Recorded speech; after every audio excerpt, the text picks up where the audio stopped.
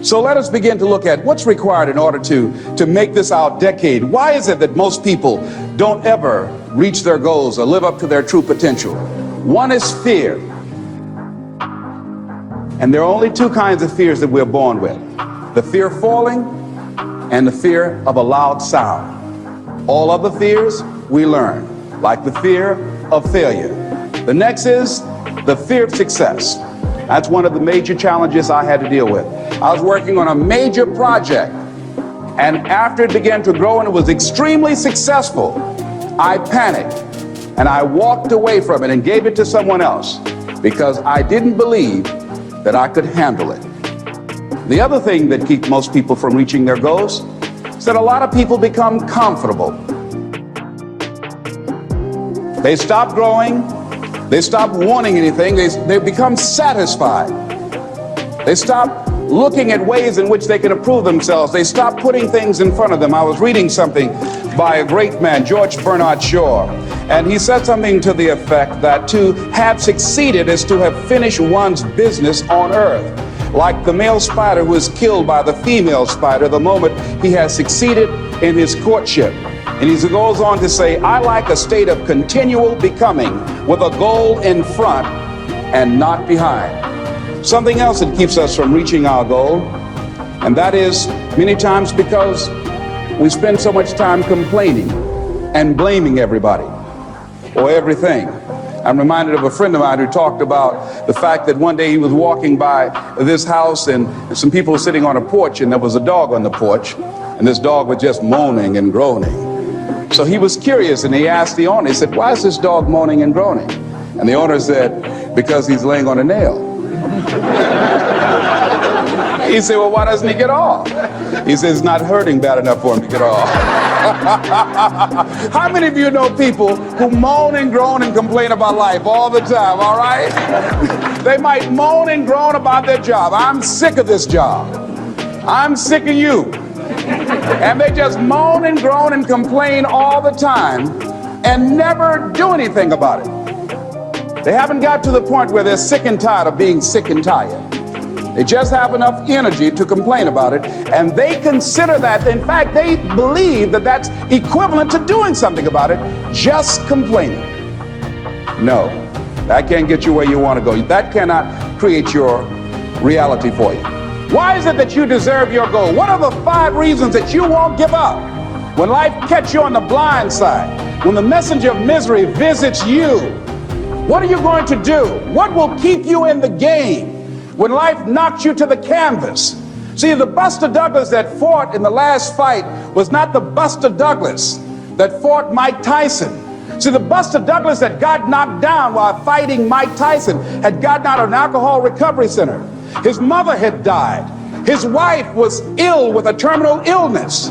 He was considered a nothing, a bum. So when he got knocked down, Buster Douglas had a reason to get back up, because he said, I'm dedicating this fight to the memory of my mama. But when he fought the last fight that he had, and he got knocked down, and he had a guaranteed $24 million in his pocket, whether he got up or not, he just said, hurry up and count me out.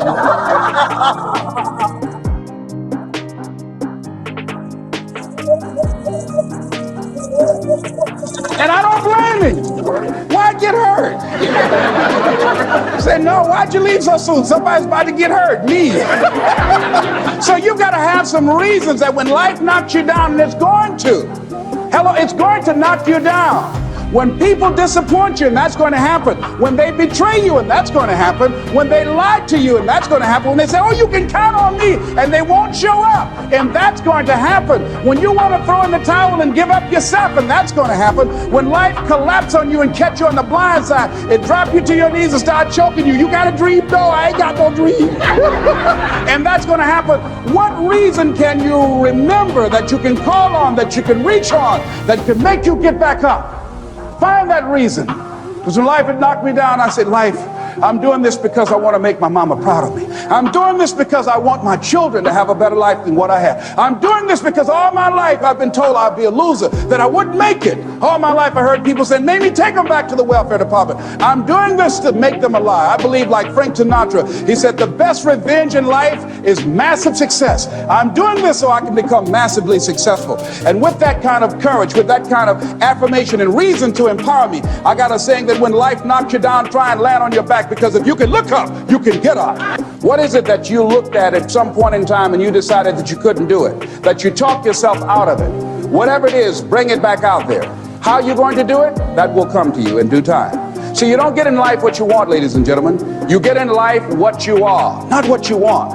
And see, the good news is that we can always become more by working to develop ourselves. So the first process of making this your decade, you've got to begin to take a look at your life and look at where are you right now? What are your strengths? What are your weaknesses? What gives your life a sense of fulfillment, a sense of joy? What does a full, rich life means to you? What is it that you could love doing 7 days a week that'll bring a smile to your face? Think about that. So what I want to share with you is how to begin to get a larger vision of yourself and how to begin to make this your decade. Because in order to do that, it's going to be very challenging. It's going to require a lot of work on your part, an ongoing process of personal and professional self-mastery. And it's going to require that you begin to see yourself worthy of the requirements in terms of effort, in terms of commitment, in terms of action, in terms of preparation, or whatever it is that you need to do in order to take your life where you want to take it. So one of the first things I ask you to do is I want you to look at your life right now and think about something that's important to you, something that gives your life a sense of value. Think about something that you'd like to have, or something you'd like to create for you or your family or for society. I want you to hold this thought in mind. Now, one of the first things I want you to do is don't worry about the inner conversation that you're going to have. Don't worry about how you're going to do it. That's going to come. You're going to develop a plan of action. You will find the way. You will become the kind of person that can attract the people, the resources, and everything you need in order to make that become reality. But I want you to be mindful of your inner conversation. I remember once I was sitting in an audience and Zig Ziglar, who I consider one of the greatest motivational speakers on the planet, he was giving a speech, and I was out in the audience and I saw him going back and forth, and within myself I said, I'd like to do that. I can do that. And I leaned over to the guy next to me. I said, how much do they pay him to do that? And he said, $5,000. I said, I know I can do that. And I admired him. And then on the way home, when I was driving from Tampa, Florida, back to Miami, Florida, my inner conversation kicked in. And it said, Les Brown, you can't do that. You don't have a college education. Les Brown, you can't do that. You don't have the money. You don't have the contacts. You've never worked for a major corporation. What makes you think that you can make more in 1 hour talking than you've made working for a whole month? I want to ask you a question. How many of you have ever thought about something you wanted to do and you talked you out of it? Raise your hand, please. Here's something else that you want to begin to do in order to make this your decade. You want to begin to get all the toxic people out of your life. Hello. Energy drainers, get them out of your life. See, ladies and gentlemen, it takes a lot of energy to reach your goal. It takes a lot of emotional, mental, and spiritual energy to reach your goal. And you can run faster with 100 who want to go than with one around your neck. So there are two kinds of relationships. Sid Simon talks about this. Nourishing relationships and toxic relationships. Nourishing relationships are the relationships that inspire you. They motivate you. They bring the best out of you. Toxic relationships are relationships with people that always criticize you. All they can do is find fault. All they can do is just exploit your weaknesses. All they can do is remind you of the mistakes that you've made in the past. These people are bad for your health. Toxic people can run your blood pressure up. One apple can spoil a whole barrel. One negative energy drainer can spoil your whole life. I know people whose lives have been ruined because somebody wasn't good for them. See, there are some people that aren't good for you. Hello? They aren't good for you. You've got to get them out of your life. See, a lot of people put up with a lot of foolishness because they don't want to die by themselves. Here's what I believe. I believe in a one-to-a-box theory.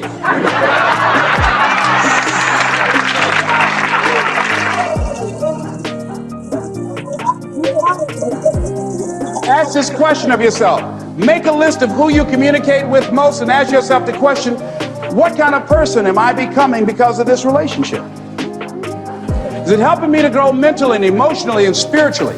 Am I becoming a better person because of this relationship? Do they bring out the best in me? Do they inspire me? Do they encourage me to develop my greatness? Do they make me stretch?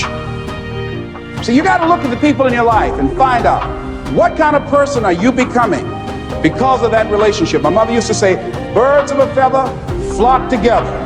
You run around with losers, you will end up a loser. Unconsciously, you will pick up their ways, you'll pick up their habits, you'll pick up, most importantly, their attitude about life. If you're around cynical, negative people all the time, you will become cynical and negative. So you got to watch yourself. Many of us are living out the lives of other people, living out their conclusions, living out of their consciousness.